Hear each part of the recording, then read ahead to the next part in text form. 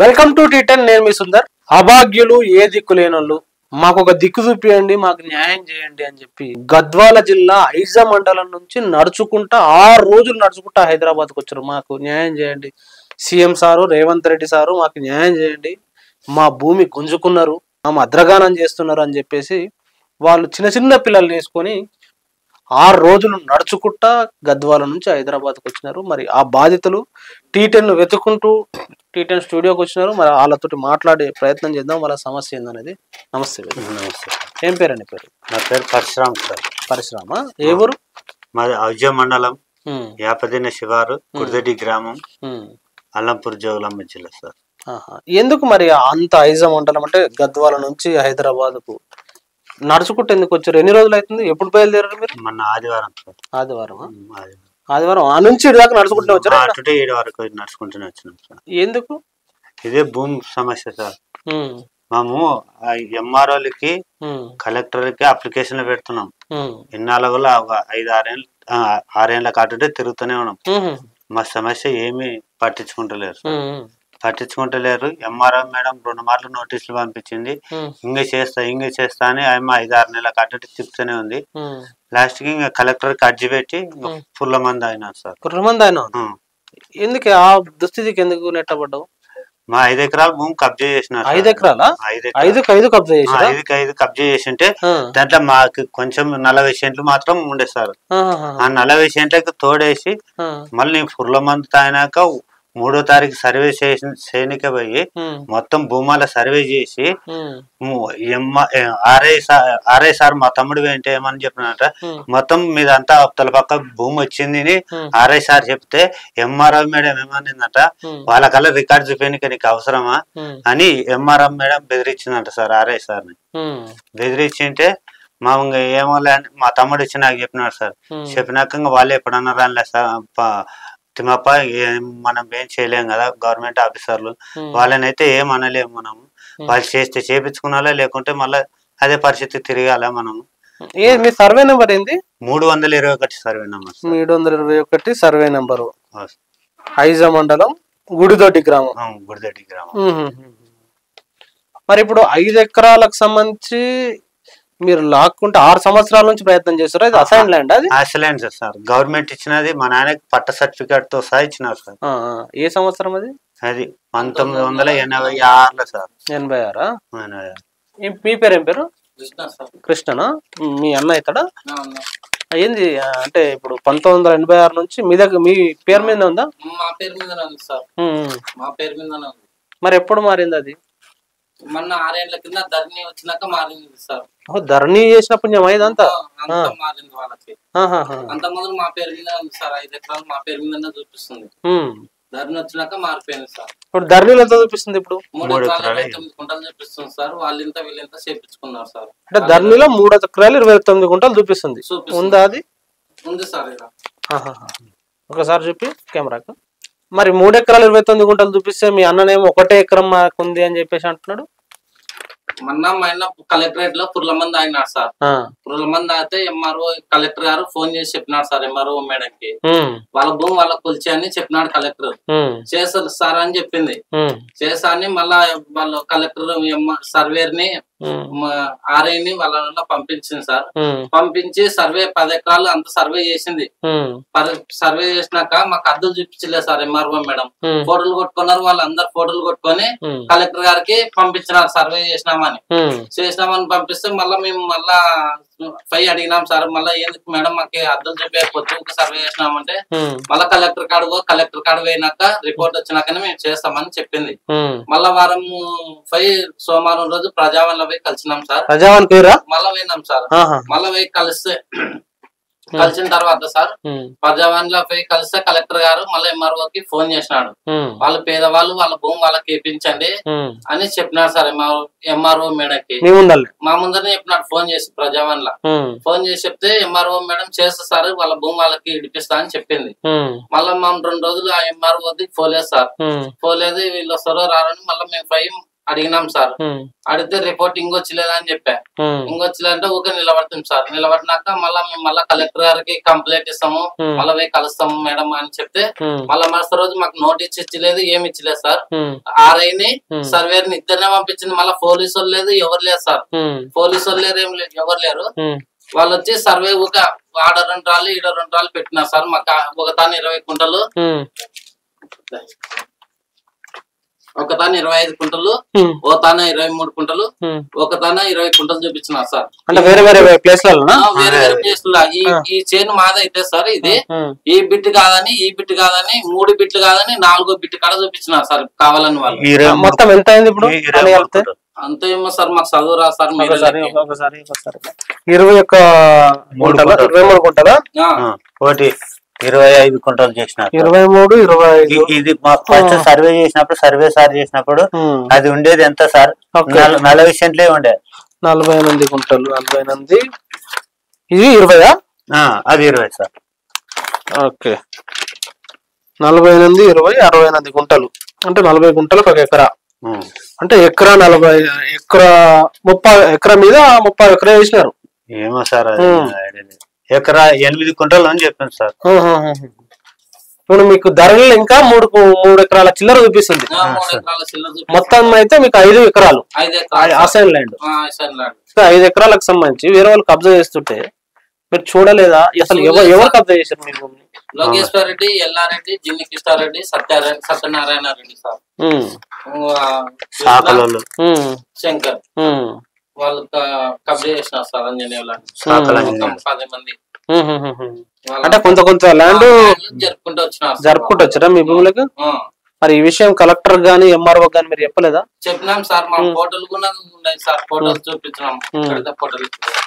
ఫోటోలు కూడా సేద్యం చేసినామని కలెక్టర్ గారు కూడా చెప్పినాం సార్. కలెక్టర్ గారు ఏమంటారు అంటే మా ముందర పోయిండే సార్ చూపేటు కెమెరా చూపేసారు.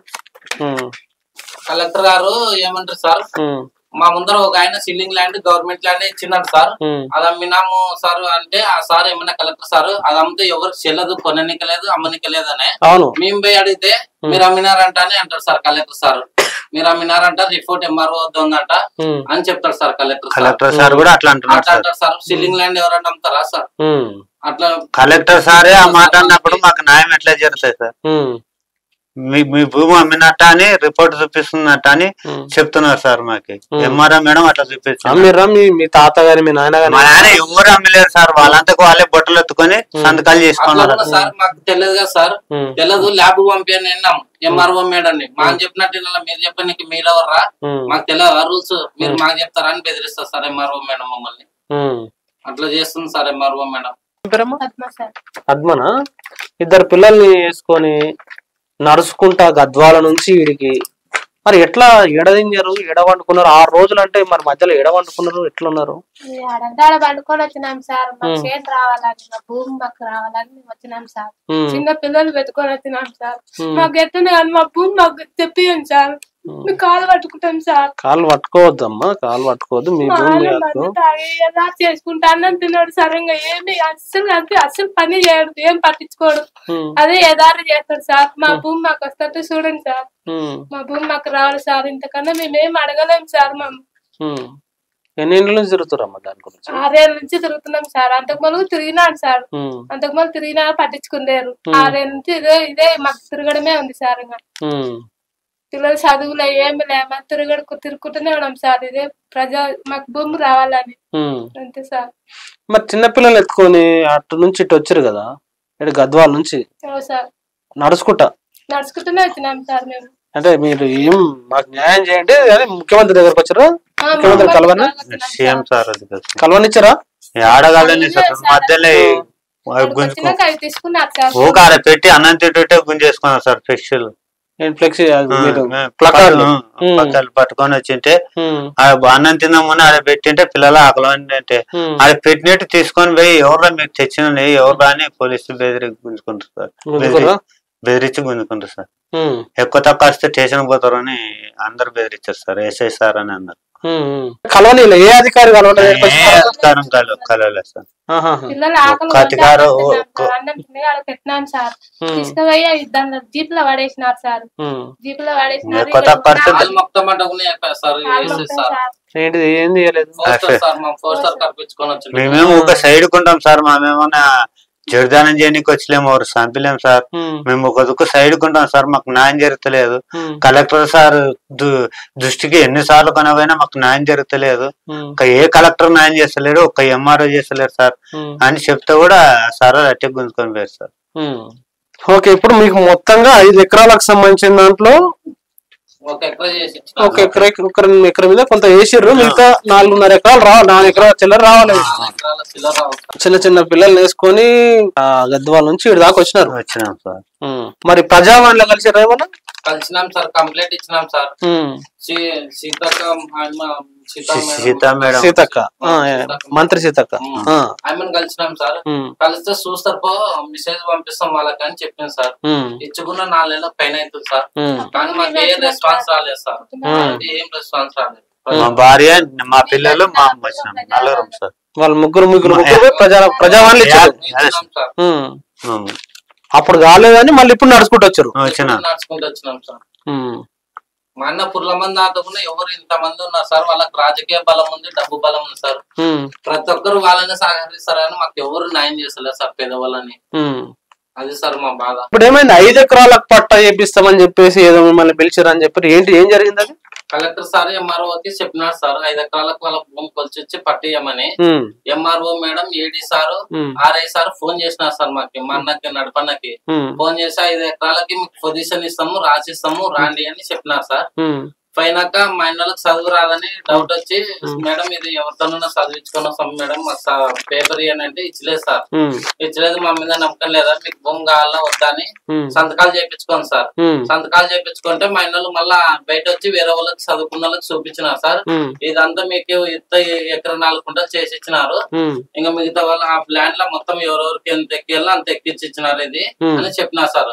మళ్ళీ రిటర్న్ పోయి అడిగితే ఎంఆర్ఓ మేడం మీ మీద కేసు పెడతా, ఏం చీటి మాట్లాడుకోసారని బెదిరిస్తుందంట సార్ మా అన్నని. ఎంఆర్ఓ దగ్గరికి పోతే కేసులు పెడతారా? కేసు పెడతా అంటే బెదిరిస్తుంది సార్ మమ్మల్ని, మా అన్నలని.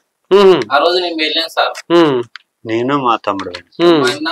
కేసు పెడతా అని చెప్పిందా?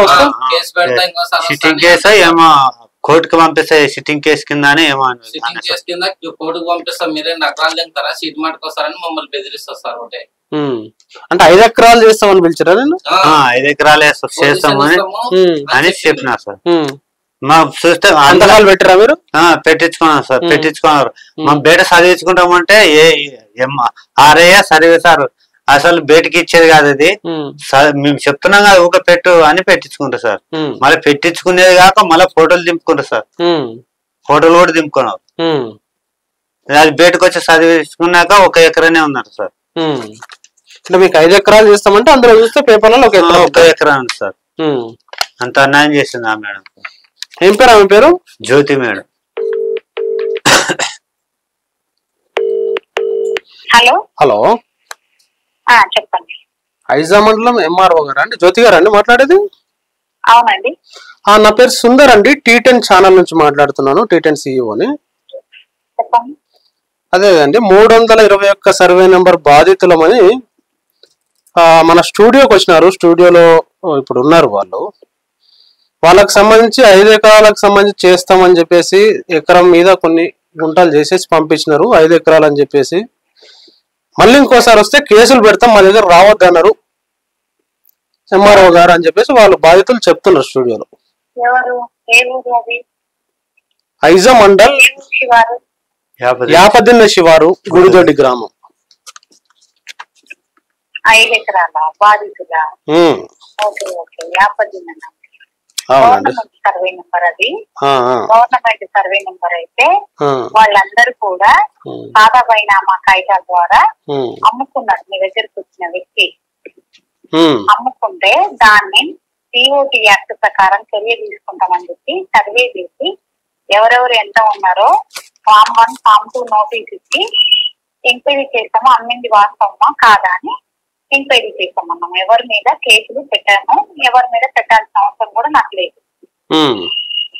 అంటే అది కాదండి, అసైన్ ల్యాండ్ అమ్మకూడదు కొనకూడదు అనేది ఉంటది కదా, కొనకూడదు కాబట్టి ఎంక్వైరీ చేసి ఫామ్ 1 ఫామ్ 2 నోటీస్ ఇచ్చి దాన్ని రెజ్యూమ్ చేసుకొని గవర్నమెంట్ ఖాతాలో కలపాలా, లేదా అంటే కలెక్టర్ గారికి నివేదిక పంపిస్తాము అన్ని వాస్తవమేనా కాదా అని. అయితే అవన్నీ చేయడానికి ట్రాన్స్ఫర్స్ అయినాయి సిబ్బంది అందరికి, ఒక 2-3 ఉన్నారు, కొద్దిగా టైం పడుతుంది అని చెప్పినాం. అంటే వీళ్ళది 5 ఎకరాలకు సంబంధించి ఎకరన్నర మాత్రమే చేశారు, మిగతాది మొత్తం వేరే వాళ్ళకి చేశారు అని చెప్పేసి. వాళ్ళకి ఎవరికి ఇవ్వలేదు. 10 ఎకరాల 4 గుంటల్లో 10 ఎకరాల 4 గుంటల్లో ఈయనకి 5 ఎకరాలు అయింది. మిగతాది ఏం చేసిండు అంటే వీళ్ళ ఫాదరు పూర్వకాలంలోనే ఒకరికి 20 గుంటలు, ఒకరికి 34 గుంటలు, ఒకరికి 18 గుంటలు, ఒకరికి 22 గుంటలు అమ్ముకున్నారు. అమ్మితే ఒకరికి అమ్ముతాం కానీ అంతమందికి ఎట్లా అంటే అట్లా ఎట్లా అమ్ముతారు సార్? ఒక రైతుకి అమ్ముతారు కానీ అంతమందికి అమ్ముతారా సార్? అమ్ముకున్నాక మొత్తం ఎంక్వైరీ చేసి వాళ్ళు కాపులో ఉన్నారని సర్వే రిపోర్టు, తర్వాత ఆర్ఐ రిపోర్టు మొత్తం కూడా సర్వే చేస్తే తేలింది. తేలినాక వీళ్ళు ఎందుకు కాపులో ఉన్నారు అని చెప్తే వాళ్ళు ఏం చేసిరు, అప్పుడు మాకు కాగితాలు చూపించారు. కాగితాలు చూపించని వాళ్ళు 1 ఎకరా 3 గుంటలు ఉన్నారు. వాళ్ళని ఏం చేసినాం, వాళ్ళని వెకేట్ చేయించి ఇలా గొప్ప చెప్పినాం, కాగితాలు ఏం లేవు కాబట్టి ఈయనదే భూమి అని ఒక రౌండ్ డిసైడ్ చేసినాం. చేసి ఈయన 25 గుంటల్లో కాసులో ఉన్నాడు కాబట్టి 1/28 దున్నుకోండి, మిగతాది పిఓటి చట్టం ప్రకారం చర్య తీసుకొని దాని మీద డెసిషన్ తీసుకుంటామని చెప్పినాం. ఇదే అండి, ధరణిలో కూడా 3 ఎకరాల పైన వాళ్ళకి చూపిస్తున్నది కదా సార్, అదే చెప్తున్నా కదా, పుష్ప భూమి కాబట్టి నోటీసులు ఇచ్చి అమ్మిండ్రా కొన్నారా, అమ్మకూడదు కొనకూడదు, అమ్మితే కొంటే ఏం చేయాలో చట్టం ప్రకారం చర్య తీసుకుంటామని చెప్తున్నాం. అది కాదండి, వీళ్ళు వస్తే మిమ్మల్ని ఇంకోసారి వస్తే కేసులు పెడతాం, మీరు రావద్దు అంటున్నారంట. అయినా అట్లా అంటే నేనేం చేయాలి చెప్పండి? ప్రతి ఇప్పుడు 99 మంది వస్తారు, అన్ని అబద్ధాలు చెప్తే నేనేం చేస్తాను? కేసులు ఎందుకు పెడతాము? వాళ్ళు హైదరాబాద్ నడుచుకుంటూ వచ్చారండి 6 రోజులు.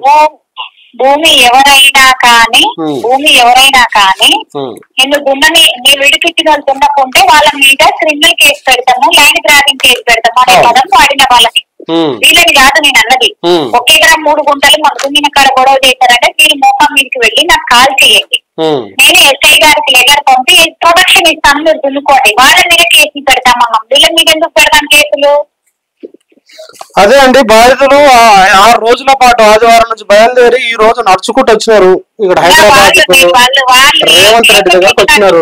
పోవచ్చు, వాళ్ళ ఇష్టం. మరి వాళ్ళు పోతే నేనేం చేయాలి? చట్టం ప్రకారమే చేస్తాను ఏంటైనా. అదే అండి, బాధితుల పక్షం కూడా మీరు ఆలోచన చేయండి. ఇంకొక బాధితులను ఎదిరించే ప్రయత్నం దయచేసి చేయండి. బాధితులు వాళ్ళు కూడా బాధితులే, మిగతా 12 మంది కూడా బాధితులే. వాళ్ళు వీళ్ళు అన్ని వాళ్ళు ఉంటారు కదా, కాగితం ఉన్నారు కదండి, వాళ్ళు కూడా బాధితులే. ఇప్పుడు నేనేమి ఆ భూమిని నా పేరు మీద పట్టా వేయించుకోవట్లేదు, సరే అని ఇంకొకరి మీద బాధితులు అనేవాళ్ళు ఆ సర్వే నెంబర్ లో అందరూ బాధితులే. కొన్న వాళ్ళు బాధితులే, ఇప్పుడు అమ్మిన వాళ్ళు బాధితులే. అది ఈయననే బాధితుడు కాదు కదా. అదే మేడం, మీకు సంబంధించి వీళ్ళు స్టూడియోకి వచ్చినారు కాబట్టి మీకు సంబంధించి మీకు కూడా కాల్ చేసాము, వివరాలు మొత్తం ఇచ్చినందుకు ధన్యవాదాలు. థ్యాంక్ యూ అండి. Okay, thank you. మొత్తంగా ఎంఆర్ఓ గారితో కూడా మనం వీళ్ళు చెప్పిన బాధలు విని ఎంఆర్ఓ గారి ఎక్స్ప్లెనేషన్ కూడా మనం అక్కడ నుంచి చెప్పారు. అయితే దీనికి సంబంధించి అవసరమైతే గ్రౌండ్ కూడా T10 వెళ్తుంది. T10 గతంలో గద్వాల్లో జరిగిన అనేక అక్రమాల మీద కూడా గ్రౌండ్ రిపోర్ట్లు చేసింది. ఇప్పుడు కూడా మళ్ళీ గ్రౌండ్కి వెళ్ళి వీళ్ళ భూమి ఎంత ఉంది, అసలు వీళ్ళ ల్యాండ్ లాక్కున్నది ఎవరు, నిజంగా వీళ్ళు అమ్మిన బాధితులు, ఒకవేళ ఆమె ఏమంటుందంటే వేరే వాళ్ళు కొన్నామంటున్నారు, వాళ్ళు కూడా బాధితులే, వీళ్ళు ఒకరే కదా అని చెప్పేసి వాళ్ళ వర్షాలు అంటారు అధికారులు. మరి మీకు సంబంధించి ఏమంటున్నారు? ఆమె ఏమంటుంది, మిమ్మల్ని అనలేదు, కేసు పెడతామని వేరే వాళ్ళ మీద కేసు పెడతామంటారు సార్. అన్ని కూడా లేదంటుంది సార్. ఓనాడు సర్వే చేస్తాము, 3వ తారీఖు సర్వే చేసినాక ఈ 8వ తారీఖు 18వ తారీఖు వచ్చి సార్ అలా ఆడో రాయి పెట్టి ఫోటోలు దింపుకొని పోయినా సార్. ఆ రోజు వర్షం పడుతుంది సార్. మాకేమిసి భూముల్లో ఈ పక్క ఉంటే ఉన్న మీ కబ్జాలో ఉన్న భూమి ఒకటి చూపించా, మళ్ళీ 3 స్థలాలు దాటినాక 20 గుంటలు చూపించాయని మా బాధపడకుండా అన్ని వీడియోలు ఉన్నాయి సార్. వీడియోలు మాకు కాల్ తీసేస్తాకున్నా సర్వే సార్ గానీ ఆర్ఐ సార్ గానీ ఒక్క మాట అంటలేరు సార్. వాళ్ళు పెట్టిన గుర్తు రాళ్ళు తీసేస్తాకున్నా. ఎవరు తీసేసారు? పక్కల సార్, వేరే వాళ్ళు కబ్జా చేసినారు సార్ వాళ్ళు. వాళ్ళ ఎదురుగానే తీసేస్తున్నారు. లోకేశ్వర్ రెడ్డి వాళ్ళందరూ తీసేస్తున్నారు సార్. సాకల్ అంజనేయులు అవును, గవర్నమెంట్ ల్యాండ్స్ ఎల్లారెడ్డికి లోకేశ్వర్ రెడ్డికి వీళ్ళకి ఎట్లా పోతాయి? వాళ్ళు కబ్జా చేసినారు సార్. వాళ్ళు అన్నారని చెప్తుంది కదా మేడం. వాళ్ళకి సహకరిస్తుంది అంతే. ఆమె ఏం చేసినారే కథను. వాళ్ళు అటువైపు డబ్బున్నోళ్ళు, మాకు పేదవాళ్ళం సార్. వాళ్ళు డబ్బు సహకారం చేసిందో ఆ మేడం కి ఏం చేసినారో మాకేం తెలియదు. అంతా అన్నపూర్ణ బహుమంత్రం గొత్తు. మాకెళ్ళైతే న్యాయం చేస్తలేదు. అదంతా భూమిలో మాది. ఊర్లో ఎంక్వైరీ చేసినా కూడా మా భూమి అది. మా భూమి ఉక్కదుకుంటే అంత లోకేశ్వర్ రెడ్డి ఎల్లారెడ్డి అందరు కబ్జా చేసింటే అది ఊక మేము చేసే భూములనే సర్వే చేసి రిపోర్ట్ ఇచ్చినట్లు తయారు చేసింది సార్. అంటే మొత్తం చేయలేదా? మొత్తం ఏం చేసలేదు సార్. మీరు చేసిన దాన్ని చేసినారు. మొత్తం 10 ఎకరాల ల్యాండ్ ఇది అద్దు వీళ్ళకి ఈడకి అని చేసలేదు సార్. మా దాంట్లో ఒకటి చేసి ఒక ఫోటోలు పెట్టి కలెక్టర్ చూపిస్తే చాలు. కలెక్టర్ పైన ఉంటాడు కదా సార్, ఆయనకి మేము ఎట్లా రాస్తే అట్లా నడుస్తాయని ఆమె అట్లా చేసింది సార్. ఇక్కడ ఉన్న జిల్లా కలెక్టర్ గారు తప్పకుండా మీరు గ్రౌండ్ లోకి వెళ్ళి పరిశీలించాలి. పేదవాళ్ళు వాళ్ళకు సంబంధించి అసైన్ ల్యాండ్ అనేది అమ్మకూడదు కొనకూడదు అన్నప్పుడు వాళ్ళ ల్యాండ్ 5 ఎకరాలకు 5 ఎకరాలు ఉండాల్సిందే పట్టా ల్యాండ్, అసైన్ ల్యాండ్. కాబట్టి మీరు తప్పకుండా దాని మీద చర్యలు తీసుకోవాలి. అదేవిధంగా ముఖ్యమంత్రి రేవంత్ రెడ్డి గారు మీది ప్రజాపాలన అని మీరు చెప్తున్నారు. ప్రజావాణి కూడా మీరు పెట్టినారు. ప్రజల మాటలు వినడం కోసం మీరు పెట్టిన ప్రజావాణి మంచిదే. మరి ఆ ప్రజావాణికి వచ్చిర్రు వీళ్ళు.